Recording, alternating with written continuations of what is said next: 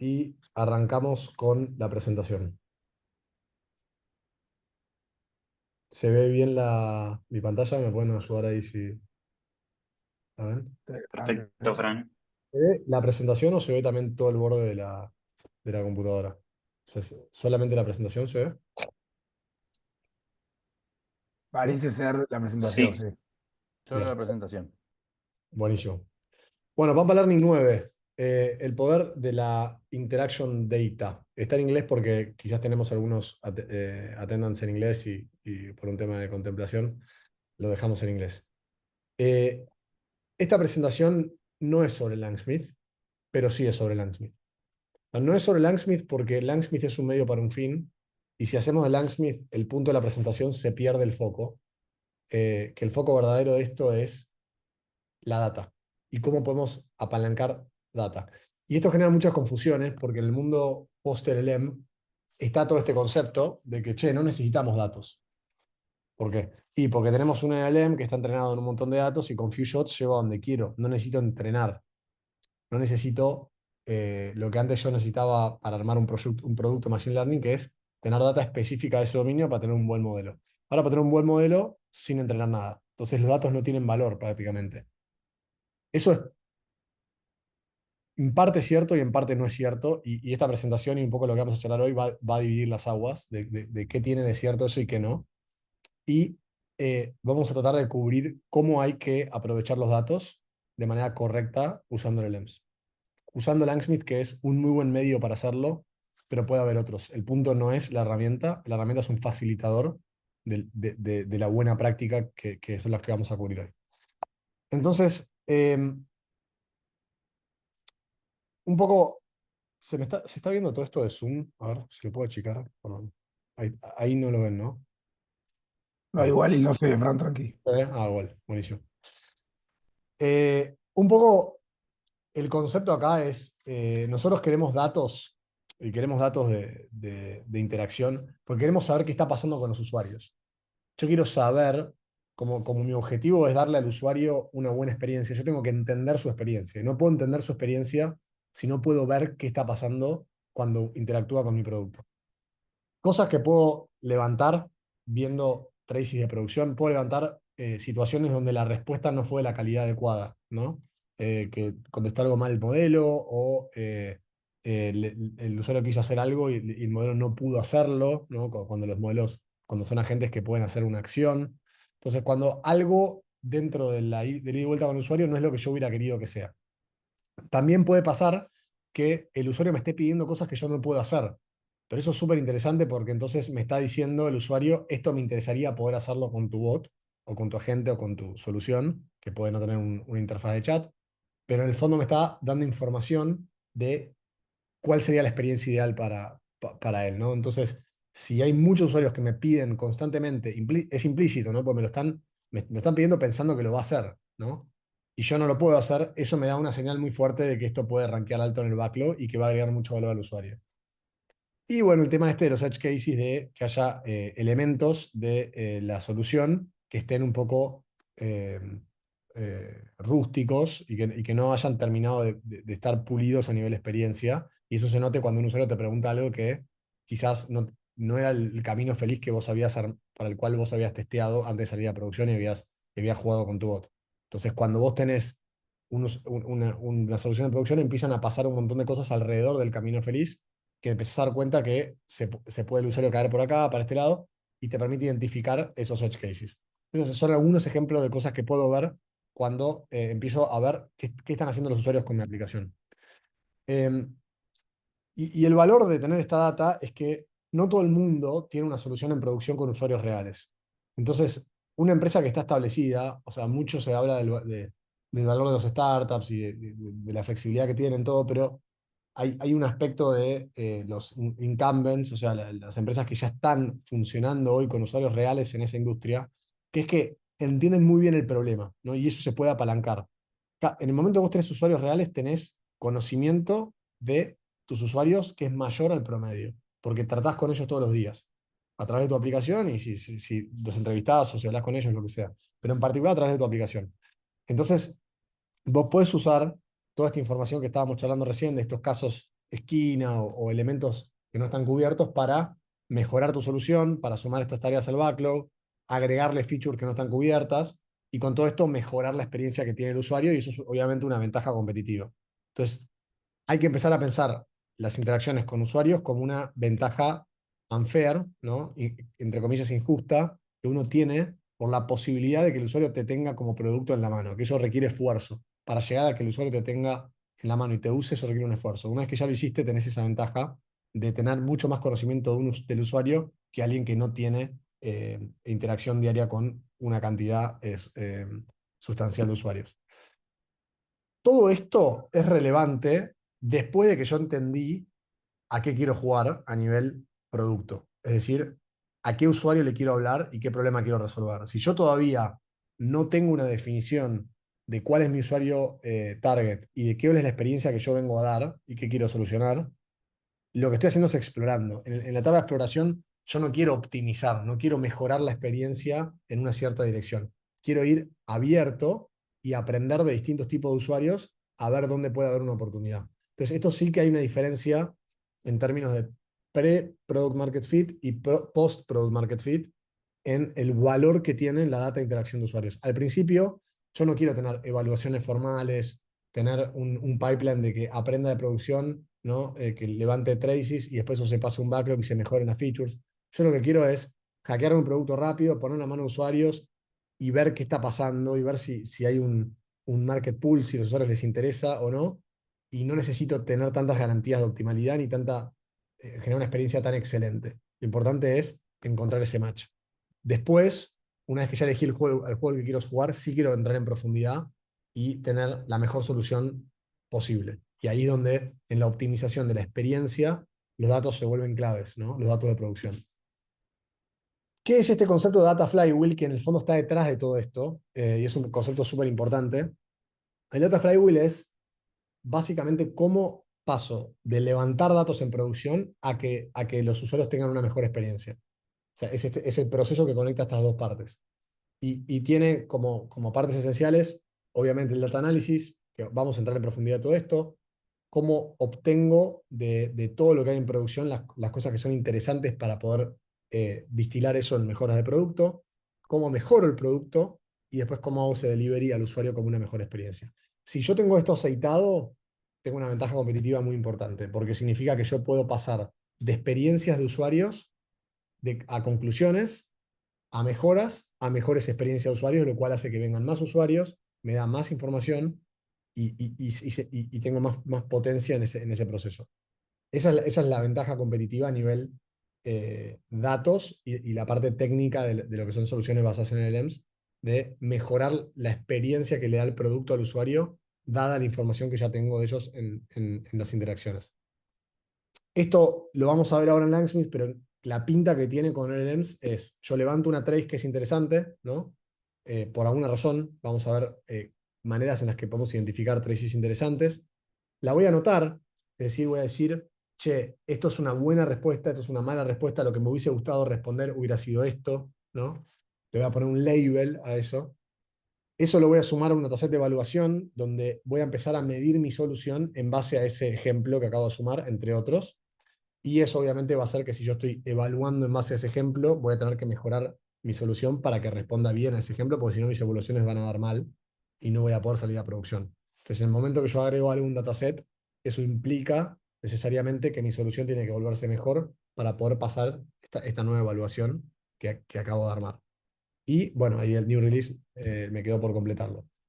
Pero con esto y con este proceso vamos a pasar a lo más importante o interesante, que es ver esto en acción en una demo, que ahí sí vamos a usar Langsmith, pero simplemente quiero volver a hacer este punto de que Langsmith va a ser la plataforma que nos permite hacer este Data Flywheel, y este es lo importante que uno no puede dejar pasar, es tener bien aceitado este Data Flywheel, porque ahí está la ventaja competitiva. Y con eso dejo de compartir. Gracias, Fran. Tomo la pantalla. Me avisan si están viendo. Lautaro. Súper. Bien. Como mencionaba Fran, Langsmith, que usamos un montón en Pampa, es el medio para explicar mucho de esto de los conceptos que veníamos viendo y el punta a punta. Langsmith es una plataforma que nos permite debuguear, testear, hacer todo este tracking de los trays para después anotarlo, poder incorporar el domain expertise dentro de la plataforma, labelear eso, evaluar, crear el dataset, hacer esa iteración de evalúo, traigo mejoras, incorporo feature, y después al final, una vez que estoy productivo, poder hacer el monitoreo de esa data y capitalizar todo lo que venimos traqueando en alguna de las cosas que decía Fran y que está buenísima, para entender, para descubrir comportamiento del usuario, para descubrir fortalezas, debilidades, y también terminar eso incorporándolo como feature para poder mostrarles las diferentes capacidades que tiene Langsmith, hicimos una demo donde creamos un bot que básicamente hicimos un RAG usando LangGraph y lo entrenamos con un documento de políticas de atención del cliente de una empresa, data sintética generada con CLO, y un prompt súper sencillo que lo podemos ver acá en Langsmith. La plataforma, acá van a ver que mismo en el prompt ya le pusimos el nombre de la empresa. No quiero hacer doble clic, pero sí Langsmith permite versionar los prompts y esa es una feature que está buenísima, donde podemos ir comiteando y súper colaborativo para ir iterando sobre el prompt y después usarlo a nivel código, incorporándolo. Usamos este prompt para entrenar ese bot, el documento que les mencionaba para hacer RAG. Y fíjense que si arrancamos acá con el bot, ¿cuál es el nombre de la empresa?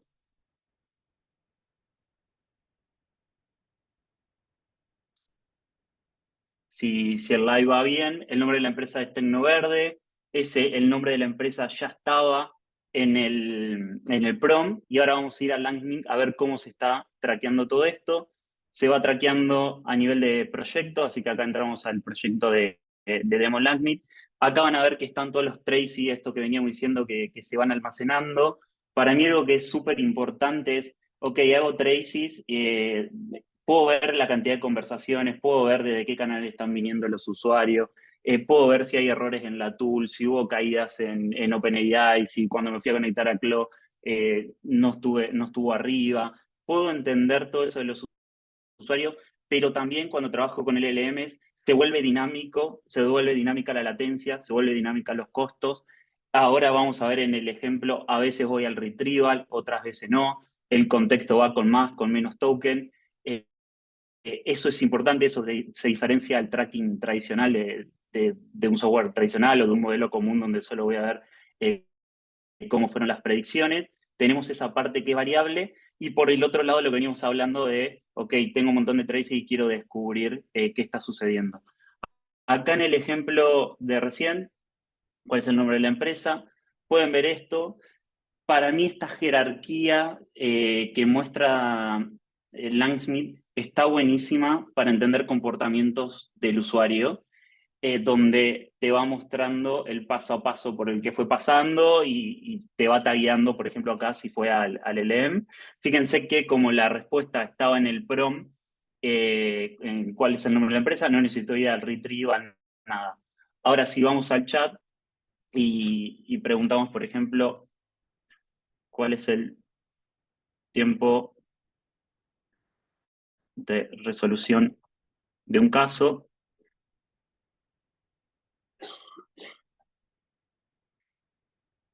nos dice que es el máximo de 5 días hábiles, y si vamos a Langsmith, vamos a ver que primero fue a la gente, esa gente tomó la decisión de ir al retrieval, fue al retrieval, nosotros estamos almacenando en Chrome, acá te va tagueando lo que venís usando, estamos usando OpenAI Embeddings, te lo taguea también como en OpenAI Embeddings. Acá podemos ver las respuestas de los documentos que nos fue o que obtuvo del retrieval y luego cómo fue en el último llamado con contexto más la pregunta pregunta para obtener la respuesta. Fíjense que esto que yo decía, uno puede empezar a entender el comportamiento y cómo fue variando la pregunta-respuesta de este trace versus el otro. Esto por el lado de esta jerarquía y la forma de entender el comportamiento de los usuarios. Otra feature que para mí está buenísima en Langsmith es la posibilidad de dar feedback. Nosotros implementamos dos tipos de feedback. Por un lado, en esta demo, el feedback humano y el feedback con AI. En cuanto al feedback humano, si hacemos alguna pregunta, perdí el mouse, acá, si hacemos alguna pregunta de quién es el CEO, que no está en el documento,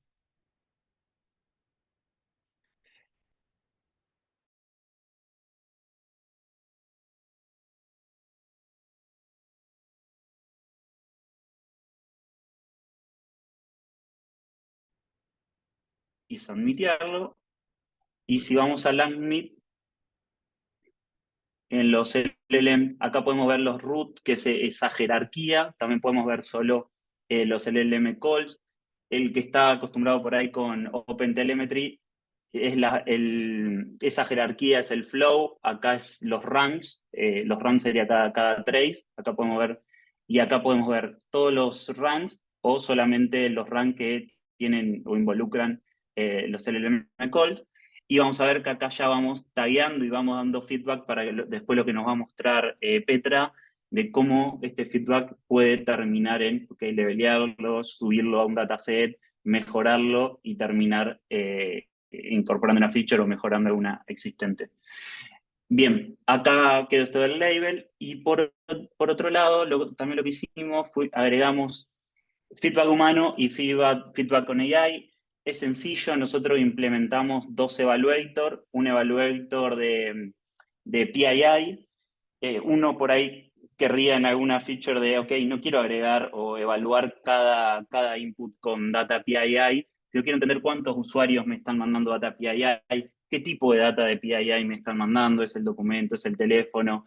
Bueno, uno podría tener un evaluador, agregarlo y después filtrar sobre la cantidad de veces que se levantó ese label y entender cuál es el comportamiento del usuario. Y por otro lado, agregamos otro que es Topic Result, que es muchas veces pasa que entramos en un flujo en los chatbots donde tenemos un loop infinito, donde no podemos salir, desviamos a operador, o otras veces no nos sabe responder sobre el tema. Bueno, acá podemos flaguear eso y después cuando vamos a revisarlo el log, entender qué tópico nos están preguntando y que no estamos pudiendo responder. Agregamos estos dos evaluadores sencillos que ahora le vamos a mostrar. Para mí el concepto es, ok, no solo podemos agregar el feedback manual, podemos agregar un feedback de AI y es sencillo agregar esos evaluadores y después filtrarlos en la UI y verlos en la... Bien, acá voy a pasar y les voy a dejar. Por ejemplo, si acá si queremos ver del Data PII, podemos decir, eh,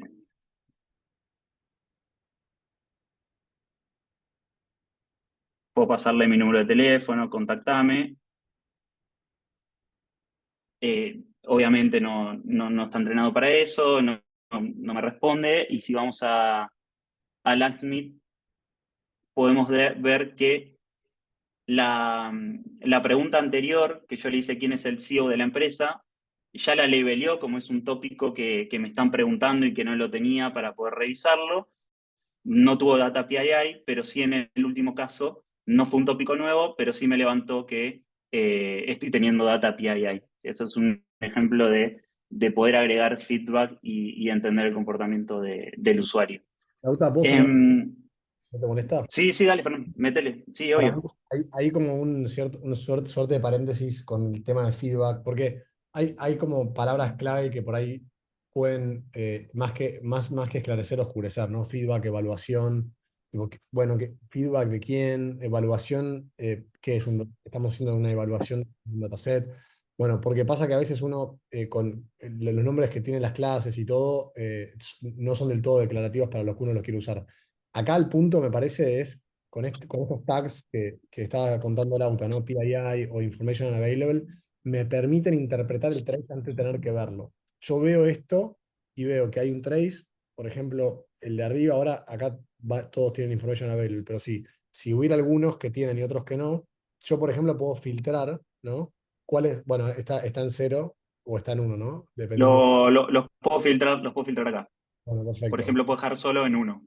Genial. Entonces, ¿yo qué hago ahí? Tipo, yo tengo un tagging eh, en tiempo real, o sea, cuando vi en el trace, lo tagueo porque yo sé que son cosas que me va a interesar mirar cuando hago un review de los traces. Entonces, yo sé que voy a querer ver, como decíamos en la presentación, ejemplos donde el usuario me pidió cosas que yo no puedo responder. Me interesa, ya lo sé.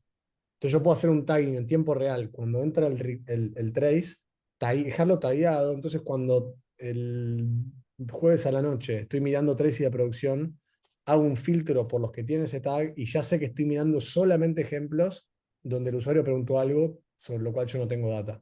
Es muy, muy útil esto para poder hacer análisis específicos sobre los traces que tengo de interacción de usuario porque puedo sacar partes que no me interesan y dejar solamente la parte que me interesa. Después quiero mirarlo acorde a otro criterio, por ejemplo, si usó RAG o no usó RAG, muy fácil hacer ese otro filtro y me quedo solamente con los que tienen RAG.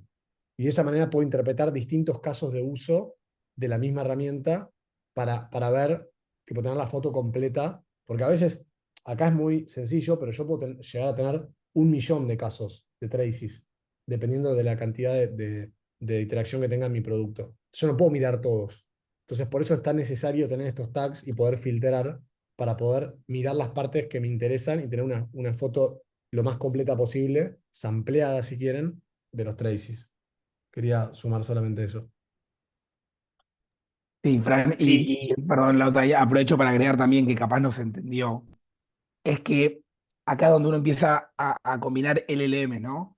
O sea, estoy registrando la interacción que tuvo un LLM con el usuario y pongo a otro LLM a tallar en tiempo real esa conversación. Lo cual me hace ganar un montón de tiempo. No es que esto information unavailable lo tagueo a mano Lauta lo tagueo a mano Fran, o sea, al tiempo real, en el mismo momento que se está generando ese trace, ya pongo a otro LLM a laburar y a taguearlo. Entonces, yo cuando voy a ver qué pasó, no sé, este día en producción con mi app, ya tengo todo tagueado. Eso realmente es automatizar la burocracia, ganar mucho tiempo y después simplemente voy, filtro y ya tengo todos los resultados, nada, juntos, ¿no? O sea, ya filtrados. Obviamente se puede equivocar, yo puedo cambiar ese label a mano, pero me ahorro un montón de tiempo utilizando estos LLM-based taggers, ¿no? sí, y otro concepto que iba a sumar, Petra, es que ayer lo discutíamos mucho, además de tener el feedback de humano, además de tener estos feedback con AI, la importancia también de empezar a mirar los logs y entender si hay algo que me estoy perdiendo, si hay algo que el RAG no me está respondiendo, empezar a mirar los logs para entender el comportamiento y para mí ese concepto también es súper importante. Eh, de la parte de logs no hay mucho más. Sí, para mí está bueno entrar a la parte del playground. Por ejemplo, en un momento que hice la pregunta, ¿cuál es el nombre del CEO? Acá, creo que fue acá, no, ¿cuál es el nombre de la empresa? A ver si fue acá.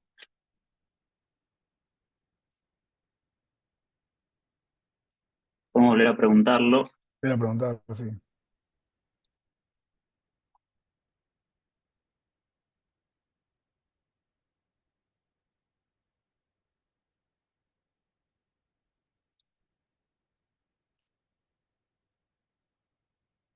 No está cargando, vamos a cargar acá.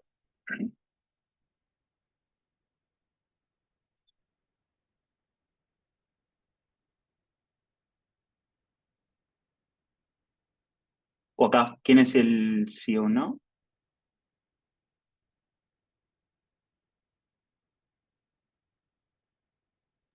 No, creo que si te fijas la pauta, el primero que tenías era el trade del CEO, solo que tenés más abajo ¿Ves que el que empieza diciendo cuál es el nombre de arriba de todo? Es este, ¿no? Es este. Sí. No, Si pones el primero y vas a Playground, te va a aparecer para editarlo. sí, acá. Bien. Uno podría ir al playground y modificar el prompt y responder en base a las preguntas que se vienen haciendo, por ejemplo, no sé, el nombre de la empresa, podemos poner cualquier otra y podemos ejecutar y nos permite modificar el prompt para ese caso que estábamos viendo para ese trade y obtener una respuesta para ese trade y ese prompt cambiado y ver cómo está funcionando sin tener que ir por ahí el código y poder testear todo el flujo. Así que el playground es otra feature de Langmeet que para mí está buena y permite hacer este flujo de cambiar rápido el prompt y entender cuál es la respuesta en base a ese trade. De mi lado nada más, te dejo Petra de la Fran, dale, te María, dejo. una sola Y cosa. levantame. Digo, este playground es recontra cómodo con proyectos productivos, nosotros lo usamos un montón. Cuando vos decís, che, mira, la conversación se dio así y respondió así. Y si le hubiera preguntado el nombre de la empresa y el usuario le decía que no era ese, dice, che, no estoy de acuerdo, para mí es otra, ¿qué hubiera contestado? ¿No? ¿Qué pasa si el usuario le hubiera dicho, no, yo trabajo en la empresa y el nombre es otro? Entonces, podés entrar en todos estos ifs, que son preguntas que te nacen. Cuando me das un one shot así tan simple, en el fondo es como muy sencillo el ejemplo. Pero cuando mirás traces largos, te preguntás, che, ¿y qué pasa si les hubiera seguido preguntando tipo sobre el tema? Por ahí hubiera usado la herramienta si le pregunta de vuelta, o si le pide que se esfuerce en contestarlo, ¿usa la herramienta o nunca la va a usar para ese tipo de preguntas? Tenés ese tipo de cuestiones que eh, es difícil de buscar un caso concreto porque tenés que tener un caso real con conversaciones largas, ¿no? Para dar el ejemplo, pero son cosas que pasan mucho, que ves el trace y decís, mirá qué interesante el camino que tomó y qué hubiera pasado, ¿no? Y eso vos, si lo querés probar, tenés que ir a un notebook, copiar todo, tener tipo un notebook armadito, copiar todo el history, y acá tipo se hace un clic de cambiar lo que quieras y ver cómo reacciona el LLM. Entonces, Sí, es muy interesante esta feature. y solo versionás cosas que importan, ¿no? Porque digo, si no, yo voy a agarrar el prompt de antes, le voy a hacer un cambio, ya lo debería versionar porque lo estoy cambiando y capaz que no funciona y perdí tiempo. En cambio acá, pruebo todo lo que quiero, cuando llegue al prompt que genere el output que yo quiero, voy, lo copio, lo versiono desde el Prompt Hub y nada, ese playground me sirvió como espacio temporal para probar cualquier cosa sin pisar ningún prompt historiado, ¿no? Sí, Muy bueno eso, y sí. no tenés que volver al retrieval, no tenés que otra vez Total, tener el input, traerte todo ese input, exacto. Es súper útil. tal cual. Bueno, y te paso a vos, Petra, para la parte Dale. de Evaluator, que para mí es súper importante esto en esta iteración que mencionaba Fran de, ok, tenemos todos estos tracy, los podemos anotar, podemos incorporar un domain de expertise y generar un dataset, mejorar una feature o mismo como contamos en otro Pampa Learning, de tener un dataset de calidad para hacer fine tuning, por ejemplo. Y te paso, Petra. Hicimos la auto, gracias.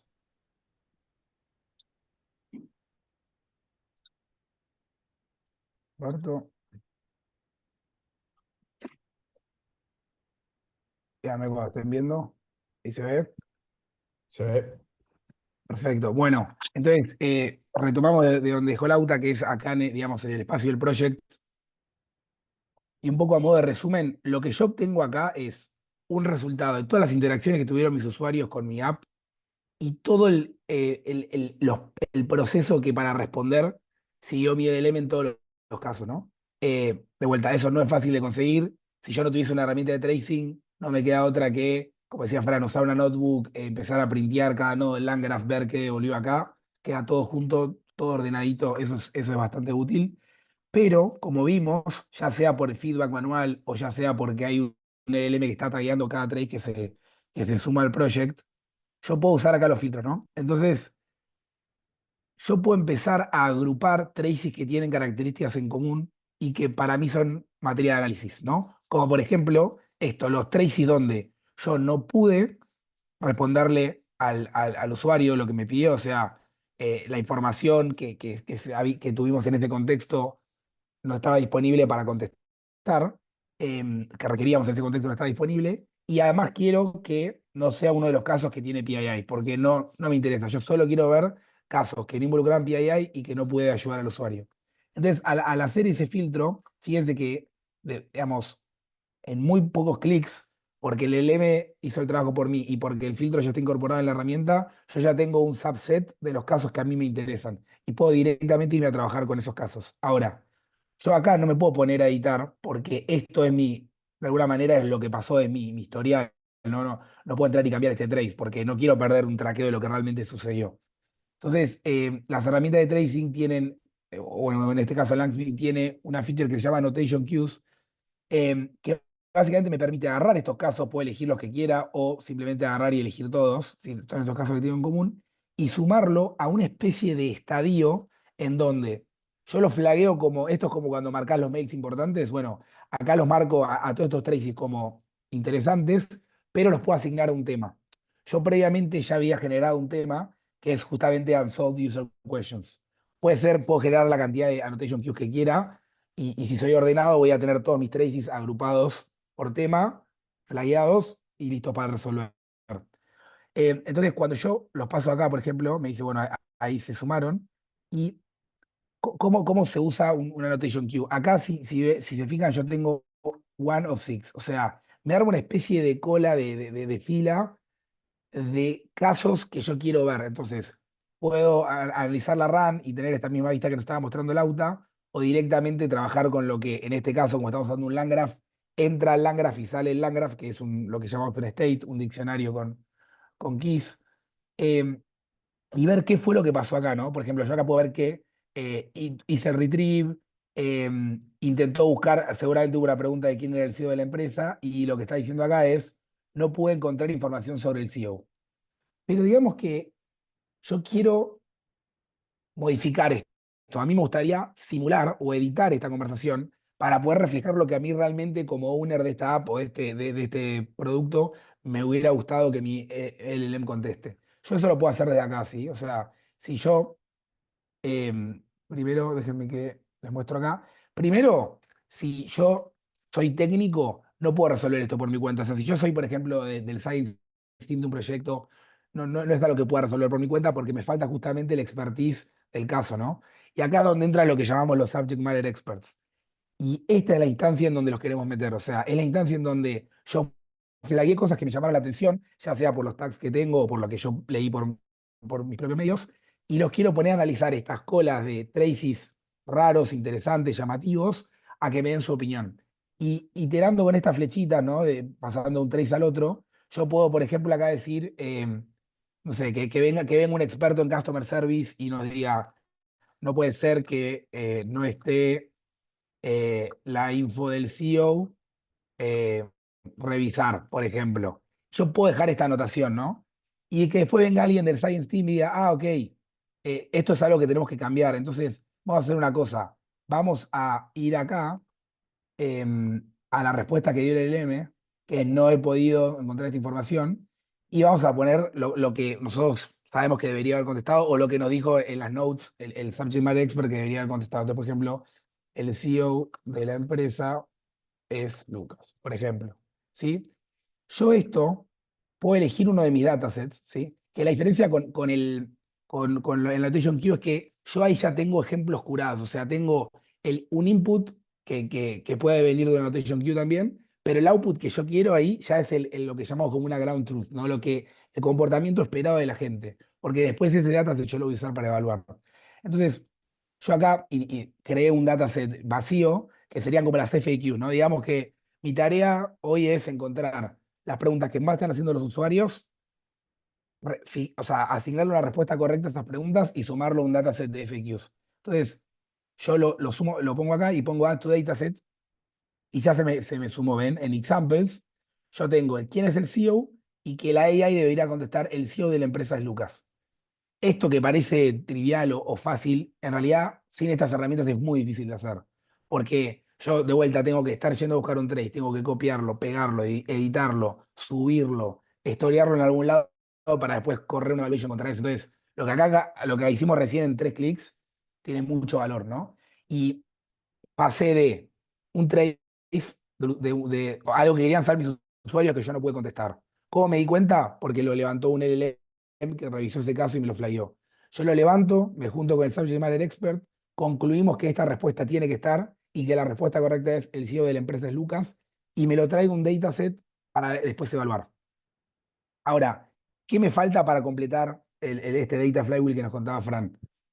Si yo quiero que mi AI conteste esto, le tengo que dar las condiciones para que lo haga. Y si nosotros vemos este trace, sabemos que no es que no le quiso contestar. Cuando fue a buscar la información de la empresa y se trajo los documentos, en ningún lugar se hablaba del CEO. Entonces, esto a mí me da la pauta de que yo ahora tengo un trabajo pendiente por hacer, que es ir a mi knowledge base, ir a mi política de atención al cliente, que en este caso obviamente es ficticia, pero si en mi data real yo tengo acceso a esa data y la puedo editar, y agregar esta información.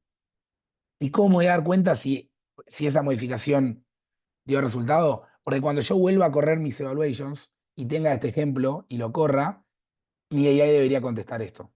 ¿Sí? Ese es como el punta a punta de por qué traceamos, anotamos y después armamos datasets para evaluation. Yo quería hacer Esto una. es solo un ejemplo, pero sí. Sorry, no, perdón, quería hacer una pausa ahí. Me parece que el momento central de todo, o sea, culmina en esto, ¿no? Es un labeling que lleva, como decía Petra, a ahora yo tengo que poder pasar estos tests para poder salir a producción. Esto es un blocker, pasa a ser un blocker.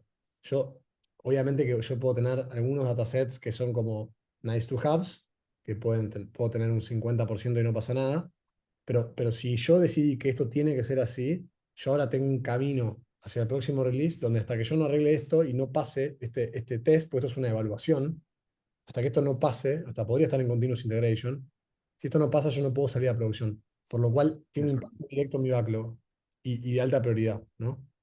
Cada uno de estos datasets puede tener distinta prioridad. Yo puedo tener datasets que me obligan a pasar en continuous integration, o puedo tener datasets que los corro para ver cómo estoy en esto y todavía no es urgente, entonces no es blocker. Pero esto es muy interesante pensarlo de la perspectiva de software development, ¿no? Software engineering, como test-driven development. No sé si alguno conoce, ¿no? Pero como hacer el test y después hacer la funcionalidad para que pase el test. Esto es lo mismo. Hago el eval y ahora, o sea, en el momento que dije voy a correr una maratón en 2 meses, me obliga a esta semana a tener que entrenar, ¿no? Es como el objetivo está puesto, que vino de los traces, y ahora tengo que salir a mejorar mi solución para que llegue a esa altura. Eh, Ese framework para mí es lo poderoso de toda esta conversación que estamos teniendo, así que creo que como es un monio espectacular para. No, está buenísimo, Fran. Y además, digamos, muchos se pueden estar preguntando, pero ¿por qué necesito traces para crear un dataset y ahí evaluar? Si yo de antemano ya conozco mi producto y ya sé qué quiero que haga. Lo que justamente se muestra después en la práctica es que uno puede tener una idea inicial de qué casos quiere cubrir y ya a partir de un dataset de cosas que, bueno, acá es como, mi dataset inicial es preguntas en las que mi agente no puede fallar y lo creo. Pero después es la data real, por eso lo importante el ship fast y empezar a tener data rápida, es que seguro me olvidé de un montón de casos donde tampoco mi LLM puede fallar. Y eso sí o sí viene de un trace que se tagueó, que se anotó, que se levantó y que terminó en este dataset o en otro, pero que en el fondo ese es el camino, ¿no? Desde algo que me levantó el usuario a algo que terminó una evaluation y que me va a hacer necesariamente mejorar, porque si yo no mejoro a partir de haber sumado eso al dataset, mis evals me van a dar cada vez peor.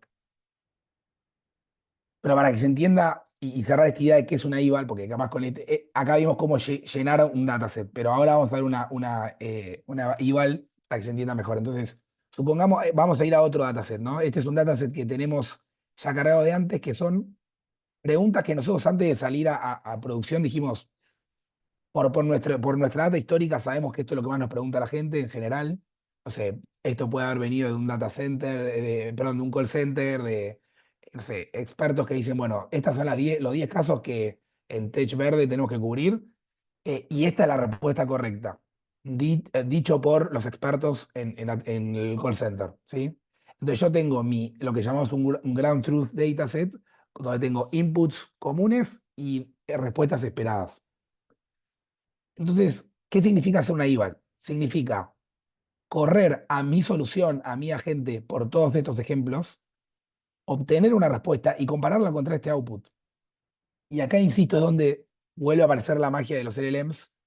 Así como tagueábamos un trace con LLMs, acá podemos evaluar con un LLM también, ¿no? Agarrar un LLM y decirle, che, mirá, este era el output esperado y esto es lo que contestó otro LLM. ¿Qué opinás? está bien, está mal, y ahí es donde puedo empezar a ponerme creativo. Puede ser un score del 1 al 5, del 1 al 10, puede ser binario, puede ser pasa, no pasa. Todo eso yo lo puedo crear y tengo la libertad de hacer custom evaluators o algunos que ya vienen con Langsmith, que son como, nada, los más típicos y que directamente lo puedo usar, ¿no? Si la pregunta está bien contestada, si los documentos que se trajeron del retriever tienen sentido, si los documentos que vinieron del retriever se usaron en la generación, bueno, y así un montón de formas de analizar un pipeline de RAG, pero lo que quiero que se lleven de ahí es que lo puedo armar a medida o puedo usar los que ya existen. Y una corrida por los examples se llama experiment, ¿no? Yo acá un ejemplo que les traje de dos experimentos es, digamos, agarré dos modelos distintos, voy un segundo al código, armé un custom evaluator que tiene esta consigna, ¿no? Básicamente va a generar un label que se llama answer correctness, y lo que hice es, bueno, mira, si vos crees que la respuesta que devolvió el LLM no se parece mucho a la respuesta a la ground truth, ponele un score bajo. Si ves que anda ahí en el medio, como que tiene cosas pero le faltan, anda un 5. Y si no, anda un 10. Y si la respuesta hace un exact match, tiene todo lo que tiene que tener, eh, le pones un 10. Y acá es donde el LLM es muy importante porque muchas de estas evaluations no son programáticas. Yo no puedo hacer un rex o una comparación de strings o algo para darme cuenta si dos respuestas están bien o no, porque en el fondo es algo de contexto, ¿no? O sea, yo puedo contestar bien de dos maneras distintas y ahí es donde el LLM es fundamental. Entonces, básicamente cada uno de los examples los paso por este prompt y lo que obtengo es un resultado, ¿no? Que es lo que vemos acá. Yo cuando, ¿no? Acá en la tablita se ve muy ordenado, este fue mi input, esto es lo que los expertos me dijeron que había que contestar, esto es lo que contesté con GPT-4o y el puntaje que obtuve, ¿sí? El promedio de todos estos puntajes es cómo me fue en este experiment em, para GPT-4o. Fíjense qué pasa cuando cambia un modelo open source. En este caso yo lo hice a propósito, usé un Llama 3.1 8B que, nada, requiere un muy buen prompt. Acá no tenemos un muy buen prompt, la verdad que no le dedicamos mucho tiempo al prompt. Y se pierde con el uso del RAG, se pierde en el nodo, a veces va al retriever, vuelve, no usa la data del retriever. Bueno, nada, eso puede pasar cuando el LM no es tan inteligente, por así decirlo. Y fíjense, ¿no? ¿Cómo puedo comparar del experiment 1 al 2 cómo bajo en correctness? Lo cual acá me da una señal rápida de, che, si yo ya sé que lo único que cambió acá fue el modelo, bueno, evidentemente o tengo que usar 4o o tengo que revisar qué está pasando con Llama 3.1. Y lo puedo hacer, o sea, me permite también Langsmith comparar experimentos, ¿no? Entonces, para un mismo input, yo puedo saber qué contestó uno, qué contestó el otro y por qué fue mejor uno que el otro. Eh, Fíjense que acá, de vuelta, no entendió que la información sí estaba disponible, pero algo capturó de la data que vino del retriever, entonces por eso le pone un 0,6. Comparemos con 4O, ¿no? O sea, entendió perfecto lo que se trajo del retriever, ítems, una conclusión, bueno, nada. Claramente un modelo más inteligente, pero no lo culpo al AMA, es nada, con un poquito más de ayuda capaz le puede ir mejor. Pero eso es justamente lo que yo me doy cuenta con las IVAs, ¿no? Cómo me está yendo con mi modelo versus cómo a mí me gustaría que me vaya. Y de ahí saco métricas, saco indicadores, saco de vuelta features, mejorar un knowledge base, etcétera. Todo eso sale a partir de las IVAs. Y esto yo lo puedo dejar este dataset listo y cada vez que hago cambios en todo mi pipeline, antes de salir a producción, digo, para ver, voy a volver a correr mis IVAs. Y veo si subí, si bajé, si me mantuve. Y puedo poner criterios, ¿no? Puedo decir, no sé, yo con un 90% de correctness salgo del mercado. Si cambié de modelo, por ejemplo, no sé, ahora que estuvo cambiando mucho en OpenAI. Che, salió de 4O, pasamos a 4O mini. Bueno, a ver, cambié el modelo, corré las evals, ¿cómo te fue? ¿Estás listo para salir a producción o no? Son las cosas que te permite hacer evals. Yo quiero resaltar eso, Petra, porque me parece un punto muy poco menor. Lo está diciendo como medio así al pasar, porque nada, nosotros es algo que usamos mucho y son cosas que tenemos interiorizadas, pero yo quiero darle triple, resaltar tres veces eso, porque me parece muy bueno, que es esto que decís de, eh, muchas veces a uno le pasa, ¿no? Che, salió un mejor modelo. Ok, obviamente que lo quiero usar, es más barato, es mejor. ¿Cómo sé si no está empeorando mi solución? O sea, yo hasta ahora estaba contento, tipo, venían dando las cosas, los usuarios están contentos, no vi nada raro. Ahora yo lo tengo que cambiar y sacar la producción a ciegas. O sea, ¿cómo puedo tener una cierta garantía de que lo que estoy haciendo no me está rompiendo nada de lo que yo ya tengo andando? Porque lo que tengo andando son un montón de cosas. Es que la tool la llama cuando tiene que llamar, que el tono con el que le habla al usuario es el tono que me gusta, que el prompt que yo hice anda para ese modelo y lo fui armando y tocando todo para que ande para ese modelo. Y ahora de repente cambio el modelo y no tengo ni idea del impacto que eso tiene. Supuestamente es mejor. ¿Mejor en qué? En un benchmark externo que está lleno de preguntas que a mí no me importan en el fondo. Pues yo tengo un caso de uso, las Exactamente. preguntas siempre se mueven dentro de un dominio muy chiquitito, del cual ese dataset tiene una representatividad recontra general. Entonces, ¿qué garantías tengo yo a la hora de hacer un cambio de modelo, de prompt, agregar una herramienta, por ejemplo? Ahora quiero que el modelo pueda hacer esto. ¿Y cómo sé que ahora, dándole esta nueva capacidad, no hace peor lo que hacía antes? Todo este tipo de preguntas que uno tiene cuando hace cambios es muy difícil de medir. ¿Qué hace uno cuando hace código? Uno hace un nuevo módulo y hace un test. Listo. Si está bien contenido, no va a cambiar. O sea, tener integration test de la función más grande. Y bueno, cuando tiene cositas chiquititas o funciones chiquititas, va a seguir siendo unit tests. Y de la clase random hace un integration test, ¿no? Pero acá no es tan fácil de medir eso, porque tengo muchísimos elementos que están afectando y el sistema inherentemente es probabilístico. Entonces, acá es donde es tan importante tener ciertas garantías de que esto está funcionando como yo quiero que esté funcionando, al menos de lo que yo ya tengo visibilidad, de los ejemplos que ya estuve mirando, que me parecen importantes y que los quiero tener mapeados. Sí, tal cual, Fran. Y me hiciste acordar a algo que también se puede hacer en el Playground, que va de la mano con esto, que es, bueno, justo acá no tengo nada, pero podemos abrir cualquier